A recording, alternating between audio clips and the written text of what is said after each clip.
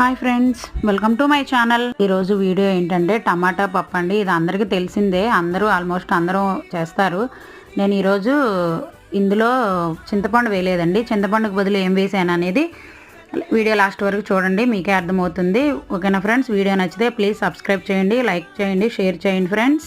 Okay అండి, వీడియోలోకి వచ్చేద్దాం. ఇప్పుడు టమాటా పప్పు కోసం పప్పు 2 సార్లు ఈ విధంగా శుభ్రంగా వాష్ చేసుకొని ఒక హాఫ్ అన్ అవర్ నేను నానబెట్టానండి. నానబెట్టిన తర్వాత ముందుగా కట్ చేసి పెట్టుకున్న టమాటో, ఆనియన్, పచ్చిమిర్చి, కొద్దిగా పసుపు, కొద్దిగా కారం వేసుకొని విజిల్స్ పెట్టుకున్నాను. ఇలాగా 3 విజిల్స్ వచ్చే వరకు. తర్వాత ఆవిరి పోయిన తర్వాత దాంట్లో కొంచెం సాల్ట్ వేసుకొని ఈ విధంగా కలుపుకొని తర్వాత ఈ విధంగా తాలింపు పెట్టేసుకోవాలి. తాలింపు పెట్టిన తర్వాత ఆయిల్లో ఒక 5 మినిట్స్ ఉడికిన తర్వాత స్టవ్ బంద్ చేసుకొని, చెప్పాను కదా చింతపండుకు బదులు వేరేది వేసానండి, అదేనండి నిమ్మకాయ స్టవ్ బంద్ చేసి వేసుకోవాలి, లేదంటే చేదు వచ్చేస్తుంది. ఓకేనా ఫ్రెండ్స్? వీడియో నచ్చితే ప్లీజ్ సబ్స్క్రైబ్.